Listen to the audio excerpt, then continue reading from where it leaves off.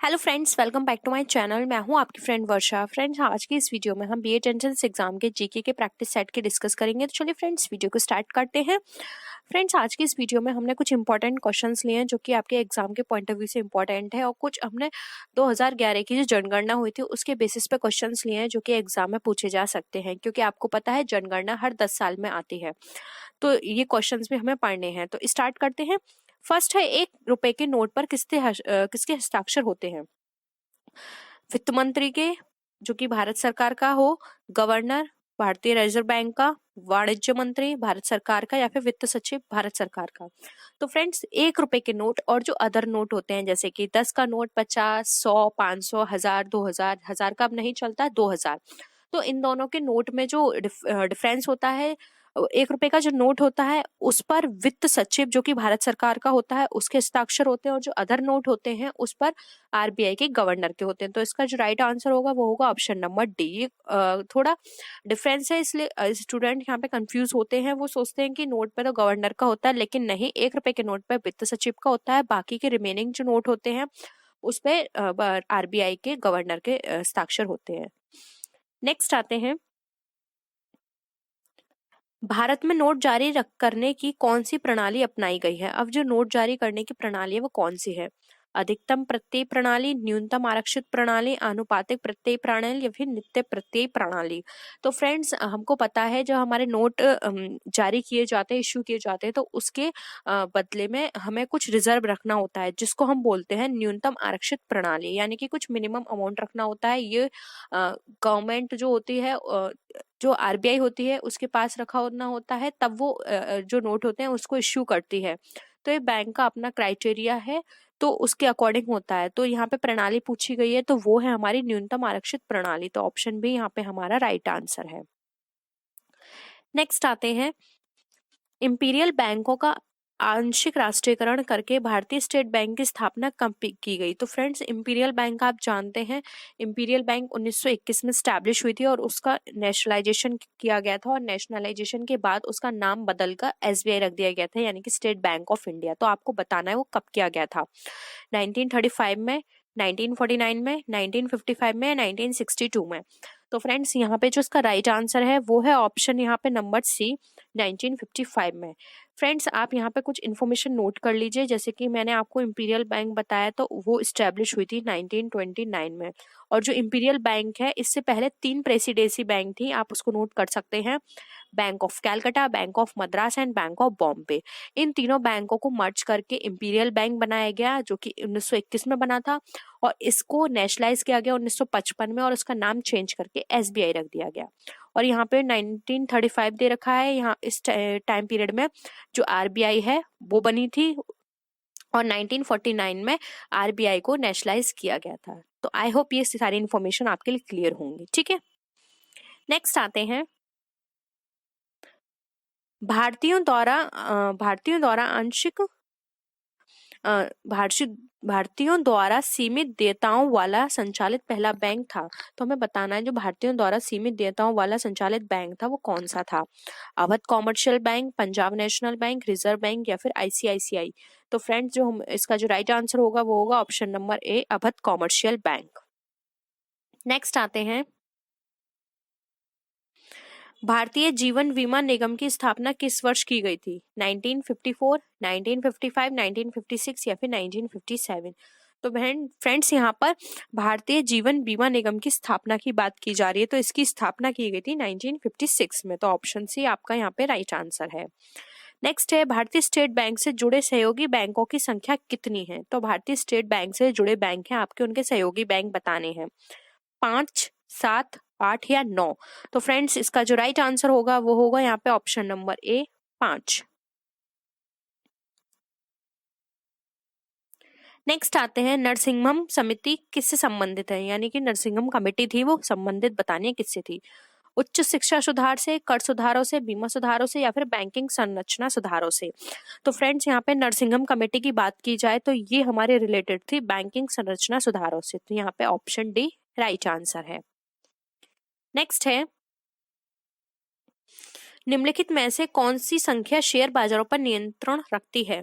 Reserve bank of India, SEBI, UTI या फिर वित्त मंत्रालय। तो फ्रेंड्स यहाँ पर अगर हम बात करें शेयर बाजारों पर नियंत्रण रखने की, तो वो करती है हमारी सेबी यानी कि stock exchange board of India. Next question पे आते हैं। देश में कृषि एवं ग्रामीण विकास हेतु वित्त सुविधा उपलब्ध कराने वाली सर्वोच्च संस्था कौन सी है? नाबार्ड, क्षेत्रीय बैंक, भूमि विकास बैंक या फिर सहकारी बैंक। तो फ्रेंड्स यहाँ पे आप गौर कीजिए, कृषि एवं ग्रामीण विकास की बात की जा रही है, तो इसके लिए जो सर्वोच्च संस्था है वो है नाबार्ड। ठीक है। नेक्स्ट है, नाबार्ड की स्थापना कब की गई थी? फ्रेंड्स ये दो क्वेश्चंस बहुत इंपॉर्टेंट है, पूछे जाते हैं, तो आप याद रखें नाबार्ड की स्थापना 1980 में, 1981, 1982 या फिर 1983। तो फ्रेंड नाबार्ड की स्थापना की गई थी सन 1982 में। तो ऑप्शन सी यहाँ पे आपका राइट आंसर है।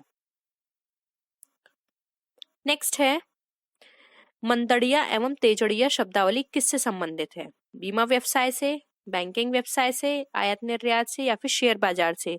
तो फ्रेंड्स अगर हम मंदड़िया और तेजड़िया की बात करें तो ये हमारी संबंधित है शेयर बाजार से। तो ऑप्शन डी यहाँ पे हमारा राइट आंसर है। नेक्स्ट आते हैं, टोक्यो स्थित स्टॉक एक्सचेंज का नाम। फ्रेंड्स कई बार हमारे देश के साथ साथ दूसरे देश के जो स्टॉक एक्सचेंज है उनका नाम भी एग्जाम में पूछ लिया जाता है। तो आपको बताना है कि टोक्यो की जो स्टॉक एक्सचेंज है उसका क्या नाम है? हांगकांग, निक्की, टोकाक या फिर डो जोन्स। तो फ्रेंड्स जो टोक्यो की स्टॉक एक्सचेंज है वो है निक्की। तो ऑप्शन बी यहाँ पे राइट आंसर है। फ्रेंड्स एक न्यूयॉर्क का भी पूछा जाता है, तो आप नोट कर लीजिए, न्यूयॉर्क की जो स्टॉक एक्सचेंज है उसको बोला जाता है नैस्डैक। ठीक है, नैस्डैक। और यहाँ पर आपको पता होना चाहिए इंडिया की जो सबसे पुरानी सबसे पुरानी जो स्टॉक एक्सचेंज है वो है हमारी इंडिया की बीएसई। ठीक है, और इंडिया के अंदर दो मेन है, बीएसई एंड एनएसई। बीएसई की फुल फॉर्म होती है बॉम्बे स्टॉक एक्सचेंज, एनएसई की फुल फॉर्म होती है नेशनल स्टॉक एक्सचेंज। ठीक है, और सबसे पुरानी कौन सी है? Bombay stock exchange. ये पूछा जा सकता है कि इंडिया की सबसे पुरानी स्टॉक एक्सचेंज कौन सी है, तो वो है बॉम्बे स्टॉक एक्सचेंज यानी कि बीएसई।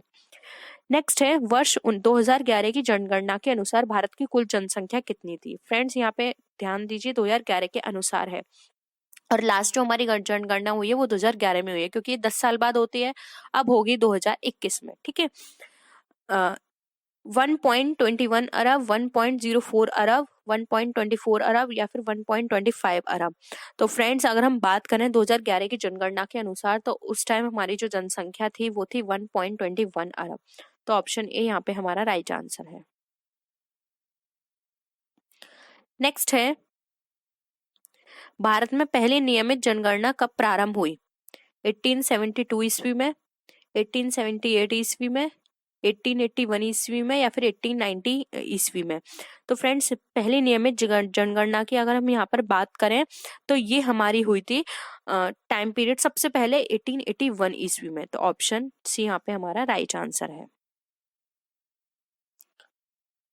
नेक्स्ट है, वर्ष 2011 की जनगणना भारत की कौन सी जनगणना थी? 12वीं, 13वीं, 14वीं या फिर 15वीं। तो ये भी पता होना चाहिए कि अभी जो जनगणना हुई थी वो कौन सी जनगणना थी, तो वो थी हमारी 15वीं जनगणना। आप हिसाब भी लगा सकते हैं 1881 से। तो ठीक है, राइट आंसर है यहाँ पे हमारा ऑप्शन नंबर डी, ये हमारी 13वीं जनगणना थी।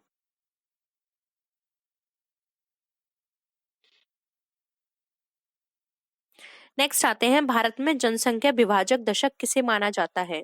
1901 से 1911, 1911 से 1921, 1921 से 31 और 1971 से 1981। तो फ्रेंड्स जनसंख्या विभाजक दशक की बात की जाए तो वो माना जाता है हमारा 1911 से 1921 ईस्वी।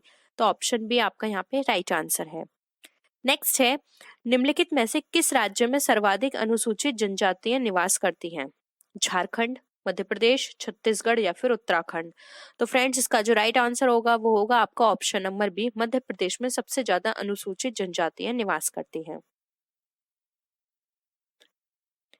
नेक्स्ट है, वेरी इंपॉर्टेंट क्वेश्चन है ये, 2011 की जनगणना के अनुसार सर्वाधिक जनसंख्या वाले राज्यों को घटता हुआ क्रम बताना है, यानी कि जितनी ज्यादा जनसंख्या उसको हमें घटते हुए क्रम में बताना है।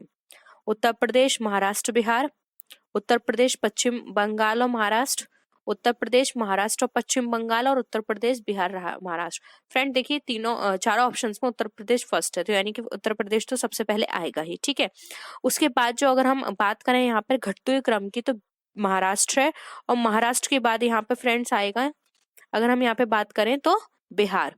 तो फ्रेंड्स यहाँ पर जो हमारा राइट आंसर होगा वो होगा यहाँ पे option number A, Uttar Pradesh, Maharashtra and Bihar. I hope यहाँ पे आपको सारी चीजें क्लियर होंगी। नेक्स्ट आते हैं 2011 की जनगणना के अनुसार सबसे कम जनसंख्या वाले राज्यों को बढ़ता हुआ क्रम बताना है। अब आपने घटता हुआ बताया था, अब आपको बढ़ते हुए क्रम में बताना है। सिक्किम, मिजोरम, गोवा, सिक्किम, मिजोरम, अरुणाचल प्रदेश, सिक्किम, गोवा, मिजोरम, और सिक्किम, गोवा, अरुणाचल प्रदेश। तो इसको हमें बढ़ते हुए क्रम में बताना है सबसे कम जनसंख्या में। तो देखिए सिक्किम तो सबसे पहले है ही, उसके बाद आएगा मिजोरम, और उसके बाद आएगा अरुणाचल प्रदेश। तो आपका ऑप्शन नंबर बी यहाँ पे राइट आंसर है। नेक्स्ट आते हैं सर्वाधिक घनी आबादी वाले राज्य घटते क्रम में बताने हैं। ऑप्शंस नहीं पढ़ेंगे फ्रेंड, डायरेक्ट आंसर पे आते हैं। तो सर्वाधिक घनी की बात की जाए तो बिहार है पहले, फिर पश्चिम बंगाल है, और उसके बाद केरल है। तो ऑप्शन सी यहाँ पे आपका राइट आंसर हो जाता है। नेक्स्ट आते हैं जनगणना 2011 के अनुसार सबसे कम घनी आबादी वाले राज्यों का बढ़ता क्रम बताना है। अगेन हम ऑप्शंस की बात नहीं करेंगे क्योंकि बहुत टाइम वेस्ट होगा आपका। राइट आंसर होगा यहाँ पे आपका option number A, Arunachal Pradesh है, फिर मिजोरम है, और उसके बाद यहाँ पे सिक्किम आ जाता है। नेक्स्ट आते हैं जनगणना 2011 के अनुसार सर्वाधिक लिंगानुपात वाले राज्य बढ़ते हुए क्रम में बताने हैं। तो ऑप्शन बी आपका राइट आंसर है। पहले आएगा केरल, तमिलनाडु, फिर आएगा अरुणाचल प्रदेश। नेक्स्ट है अब यहाँ पे जनगणना 2011 के अनुसार हमें सबसे कम लिंगानुपात वाले राज्य बताने हैं। तो आप ये फ्रेंड्स एक टेबल बना के याद कीजिएगा क्योंकि इस तरह के क्वेश्चंस 100% आपके एग्जाम में पूछे जा सकते हैं। तो राइट आंसर इसका जो होगा वो होगा ऑप्शन नंबर डी, पहले हरियाणा आएगा, फिर जम्मू कश्मीर, और उसके बाद सिक्किम। नेक्स्ट आते हैं 2001 से 11 के दौरान दशकीय जनसंख्या वृद्धि कितनी हुई है। तो फ्रेंड्स यहाँ पे ऑप्शंस हैं, तो ऑप्शन यहाँ पे सी राइट आंसर है। 17.7% जनसंख्या वृद्धि दर हुई है हमारे। ठीक है, नेक्स्ट है जनगणना 2011 के अनुसार भारत में प्रति 1000 पुरुषों पर महिलाओं की संख्या कितनी है। 939, 943, 933 या फिर 937। तो फ्रेंड महिलाओं की जो संख्या है वो है 943। तो ऑप्शन बी यहाँ पे राइट आंसर है। नेक्स्ट क्वेश्चन पे आते हैं जनगणना 2011 के अनुसार किस राज्य में स्त्री साक्षरता दर सर्वाधिक है। केरल, पश्चिम बंगाल, तमिलनाडु या फिर मध्य प्रदेश। तो फ्रेंड्स राइट आंसर होगा यहाँ पे ए, केरल। केरल में सबसे ज्यादा स्त्री साक्षरता दर है। नेक्स्ट है जनगणना 2011 के अनुसार किस केंद्र शासित प्रदेश में स्त्री साक्षरता दर सबसे ज्यादा है। केंद्र शासित की बात की जा रही है।